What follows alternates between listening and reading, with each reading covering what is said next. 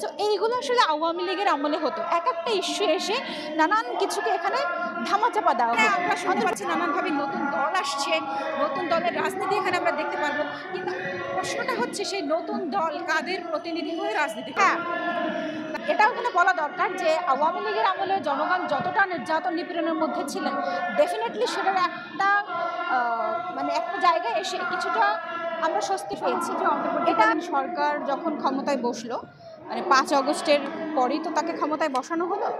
So আমরা আসলে আশা করেছিলাম যে অন্তর্বর্তীকালীন সরকারের প্রথম কাজই হবে এই যে আওয়ামী লীগের যারা নেতাকর্মী থেকে আওয়ামী লীগের যারা দোসর, যারা এই বিগত 16 বছর ধরে বাংলাদেশের জনগণের উপরে নির্যাতন এবং নিপীড়ন চালিয়েছে এবং জুলাই গণঅভ্যুত্থানে তারা যে হত্যাযজ্ঞ চালিয়েছে সেটার একটা বিচার হবে। কিন্তু অত্যন্ত দুঃখের বিষয় যে আমরা আসলে সেটাকে সেইভাবে দেখতে পাইনি। যাদেরকেও গ্রেফতার করা হয়েছে তাদের সংখ্যা যদি আমরা দেখি তাহলে সেটা একেবারেই গুটি কয়েক, এবং বেশিরভাগই এখান থেকে পালিয়ে যেতে সুযোগ দেওয়া হয়েছে আমি বলবো। কারণ আপনারা জানেন যে সেনা ক্যান্টনমেন্টে এখানে 657 জন সম্ভবত আওয়ামী লীগের নেতাকর্মী থেকে শুরু করে আওয়ামী লীগ সংশ্লিষ্ট যারা তারা এখানে লুকিয়েছিলেন গিয়ে, মানে তাদেরকে আশ্রয় দেওয়া হয়েছিল কেন? তাদের নিরাপত্তার জন্য। কিন্তু তাদেরকে আইনের আশ্রয় কিন্তু সুপর্দ করা হয়নি। তাহলে তারা কোথায় গেল?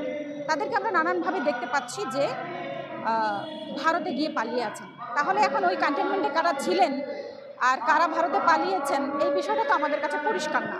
তবে জনগণ খুব ভালো করেই জানি আমরা যে জুলাই গণঅভ্যুত্থানে আওয়ামী সংশ্লিষ্ট যারা মানুষজন তারা কিভাবে এখানে জনগণের উপরে নির্যাতন নিপীড়ন চালিয়েছে এবং অন্তর্বর্তীকালীন সরকার তাদেরকে ধরে শাস্তির আওতায় আনতে ব্যর্থ হয়েছে। এবং আমরা যদি আরেকটু দেখি যে শেখ হাসিনা এখান থেকে পালিয়ে গেল এবং পালিয়ে যাওয়ার পর তাকে যে দেশে ফেরত এনে তাকে বিচারের আওতায় আনা, এটাতেও আসলে সরকারের কোনো এখানে ভ্রুক্ষেপ আসলে আমরা দেখতে পাচ্ছি না। সুতরাং এই 6 মাসে আমরা যতটুকু আসলে খুব এসেনশিয়ালি আমরা আশা করেছিলাম, যেমন ধরেন আমাদের দ্রব্যমূল্যের যে ঊর্ধ্বগতি আছে সেটা এখান থেকে একেবারেই খুব অল্প সময়ের মধ্যেই নিয়ন্ত্রণে নিয়ে আসা হবে, কিন্তু সেসব আসলে কিছুই হয়নি। উল্টো আমরা দেখতে পাচ্ছি যে আমাদের জনগণের উপরে ভ্যাট বাড়ানো হচ্ছে। আমরা এখানে দেখতে পাচ্ছি যে নানানভাবে এখানে যারা মব তৈরি করছে তাদেরকে একভাবে না একভাবে এখানে সাপোর্ট দেওয়া হচ্ছে। আমি ডেফিনেটলি বলবো বইমেলায় নানান প্রকার কর্মকাণ্ড এখানে আমরা দেখতে পাচ্ছি। আপনারা ইতিমধ্যেই দেখেছেন যে এখানে স্যানিটারি ন্যাপকিনের একটা স্টলকে কেন্দ্র করে নানান ধরনের ক্রিয়া প্রতিক্রিয়া হয়েছে। সো এইগুলো আসলে আওয়ামী লীগের আমলে হতো, এক একটা ইস্যু এসে নানান কিছুকে এখানে ধামাচাপা দেওয়া হতো। অন্তর্বর্তীকালীন সরকারের সময় আমরা এখানে দেখতে পাচ্ছি যে সমস্ত ইস্যু আসলে অপ্রয়োজনীয়, সেই অপ্রয়োজনীয় ইস্যুকে সামনে নিয়ে এসে এখানে একটা জলঘোলা পরিস্থিতি তৈরি করছে। আসলে কি ধামাচাপা দিতে চাচ্ছে সেটা জানি না। তবে এখানে এটুকু বলা দরকার যে বর্তমান বাংলাদেশে আমাদের জনগণের যে আকাঙ্ক্ষা, আমরা যারা এখানে এই গণ অভ্যুত্থানের অংশীদার তাদের যে আকাঙ্ক্ষা সেটা হচ্ছে যে একটি গণতান্ত্রিক সরকার ব্যবস্থা এখানে কায়েম হবে, যারা মূলত শ্রমিক কৃষক সহ এখানে নিপীড়িত নির্যাতিত মানুষের প্রতিনিধি হয়ে উঠবেন এবং তারা আসলে এই জুলাই গণ অভ্যুত্থানের যে মানুষের আকাঙ্ক্ষা সেই আকাঙ্ক্ষাকে ধারণ করে সামনে এগোবেন। আমরা সেই ব্যাপারগুলো আসলে দেখতে পাচ্ছি না।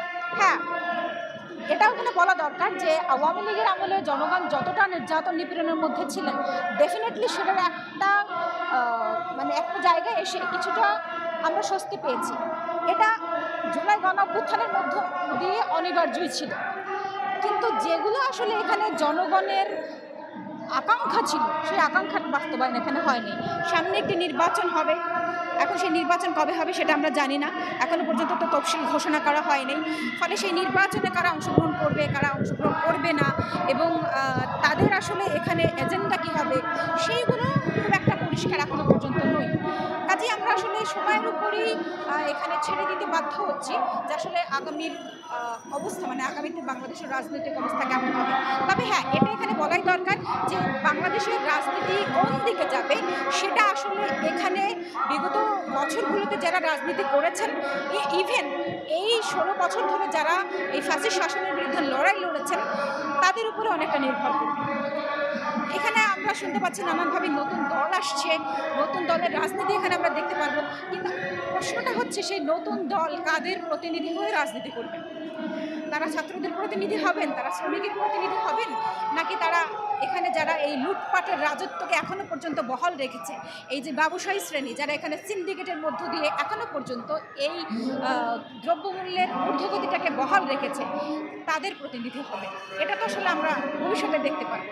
তবে জনগণের আকাঙ্ক্ষা হচ্ছে এখানে শ্রমিক কৃষকের একটি প্রতিনিধিত্বমূলক সরকার এখানে ক্ষমতায় আসবে, গণতান্ত্রিকভাবে ভোটের নিশ্চয়তা এখানে জনগণ পাবে এবং সর্বোপরি মানুষের মত প্রকাশের যে স্বাধীনতা সেটা এখানে বজায় থাকবে। আর আওয়ামী লীগ, যুবলীগ সহ অন্যান্য যে সন্ত্রাসী সংগঠনগুলো রয়েছে সেই সংগঠনের যারা নেতাকর্মী রয়েছে তাদের এখানে বিচারের আওতায় আনবে এবং যথাযথভাবে বাংলাদেশের রাজনীতি যাতে এখানে বিদ্যমান থাকে, চলমান থাকে, সেটার একটা ব্যবস্থা আসলে এখানে সাংবিধানিকভাবেই উপস্থাপন করা।